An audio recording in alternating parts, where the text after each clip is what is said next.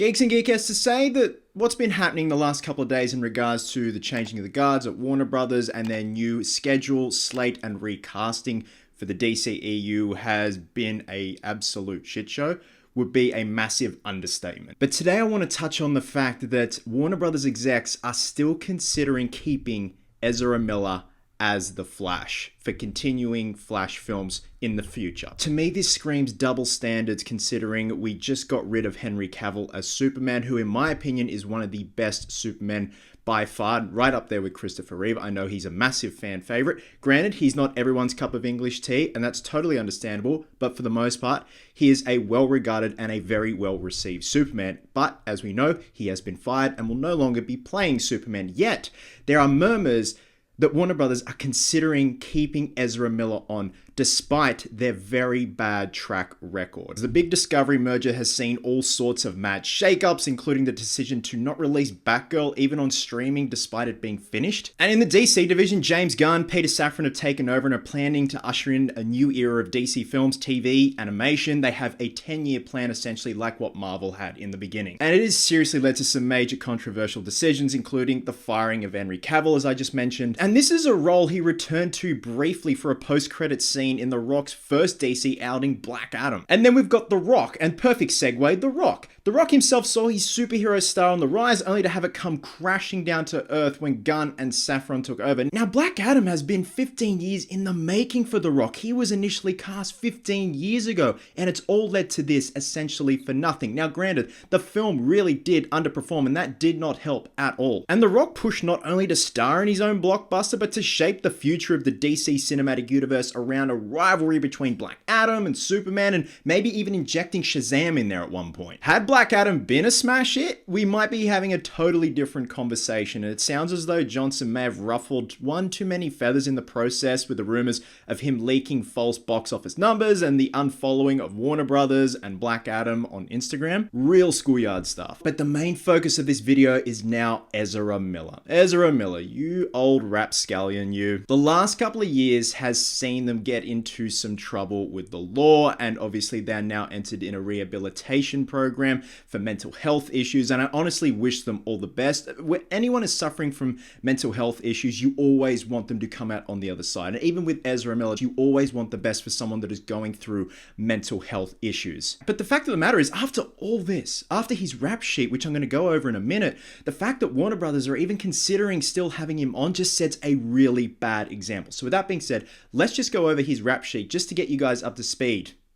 Get it? So in April of 2020, Miller choked a woman at a bar in Iceland, and video of the assault surfaced online. Apparently some joking turned ugly and a serious altercation at the bar occurred. Flash forward to January 2022. The actor made an Instagram video threatening members of the KKK in North Carolina, and obviously nobody cares about the KKK, but the video itself calls into question Miller's mental well-being. I think in this instance, it was more or less just how unhinged they were in that particular video. In March of 2022, Miller was involved in a confrontation at a bar in Hawaii, and people were singing karaoke, and apparently he became agitated, starting yelling at people. Miller began yelling obscenities at one point and grabbing the microphone from a 23-year-old woman singing karaoke, and later lunged at a 32-year-old man playing darts. The bar owner asked Miller to calm down several times. Miller was fined $500 for disorderly conduct. During the same month in Hawaii, a couple filed a restraining order against Miller, who allegedly burst into the bedroom and threatened them, telling them, "I will bury you and your slut wife." Then April of 2022, things got worse. Miller is arrested on a second-degree assault charge on April 19th. Per the police report, it appears that Miller was asked to leave by a 26-year-old woman and threw a chair at her. And then in June of 2022, there were allegations of grooming and stuff like that, and hiding a family on a property. But to say they have an extensive and eclectic-looking rap sheet is an understatement. But with that being said, I just want to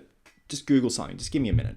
Okay, Grant Gustin rap sheet. Okay, Ezra Miller should bring back Grant Gustin, the rest. Okay, so no real rap sheet as I can see right here. So, okay, that's interesting. That's really interesting. And this also begs the question, should it be one of those things where Grant Gustin should now take up the mantle as the Flash in the DCEU? Now, I am all for transparency. I'm going to tell you right now, I have not watched the Flash series. I do follow Grant Gustin from time to time. He seems like a really cool guy. So this is going to be interesting from an outsider's perspective. I think he'd be great in the DCEU. He's a big fan of the character, the mythology of the character. He's very respectful to the mythology of the character and also his fans. And also, the guy hasn't gotten in trouble. But obviously, the hardcore fans of the Flash series, the CW Flash series, I'm sure it's one of those things where he might work, but he might not work. And I'd love to hear why. But obviously, from an outsider's point of view, I just assumed he'd be a great Flash. And I just don't understand the double standards. When you get rid of Henry Cavill, who was a phenomenal Superman, you get rid of Gal Gadot as Wonder Woman, who, even though Wonder Woman 84 was not that great, she's still a fantastic Wonder Woman. And also, not to mention Ben Affleck as Batman. Granted, he's had meetings with DC and Warner Brothers about possibly directing a DC property. They did not mention Batman at all. I would love him to come back and do his solo Batman film with Joe Manganiello as Deathstroke, but at this stage, that is completely up in the air. But getting back to Ezra Miller, the fact that they are even considering still having them on board as the Flash just sets a very bad example for how much this person has hurt other individuals. I think, in my humble opinion, it's one of those things where once the Flash is out, they've done all the promo work, I think Warner Brothers should definitely cut ties with Ezra Miller, make sure they get all the treatment and help that they need, and see them on their way. I don't think you should have them on board. I just think it sets a very bad example. Why are they the golden child and yet you have Henry Cavill, Gal Gadot, and Ben Affleck essentially no longer part of the DCEU? And when you add all these up, the assaults against the women, restraining orders, the alleged grooming and strange behavior around children, you paint a portrait of someone who, in their own words, has complex mental issues. And there is nothing funny about that at all. And obviously, I hope Ezra gets all the help and support that they definitely need right now. And apparently, they haven't been causing any trouble, so I think that's why they're still considering having them on as the Flash. But at the end of the day, like I said, after that extensive and eclectic rap sheet, it sets a very bad example that essentially this person's been given a slap on the wrist. Considering Henry Cavill doesn't have a rap sheet. He was one of the best Supermen ever, and now look, he's gone. Cavill was iconic as Superman. Gal Gadot's done a fantastic job as Wonder Woman, despite Wonder Woman 84 not being the greatest film. Miller would be very easy to replace, and that's why I'm going back to the topic of possibly having Grant Gustin come in, because he is a fantastic Flash. The guy doesn't cause havoc like this, and obviously this is not all set in stone. It's one of those things where James Gunn, Peter Safran, and Warner Brothers are considering it. Maybe. There's a possible maybe. If this was completely set in stone, that is very bad. That is setting a very bad example. It's probably going to be one of those things where they'll weigh up their options and hopefully they'll say, we can't continue working with Ezra after The Flash. We're going to recast or possibly bring in Grant Gustin. Who the hell knows? But at this stage, again, I just think it would set a very bad example for what's been happening at the moment, for who's been fired and who they're considering still keeping on. It just doesn't work in my opinion. Geeks and Geekettes, I really am sorry for breaking character, but obviously a lot's been happening with Warner Brothers, and you know me, I'm a big DC fan.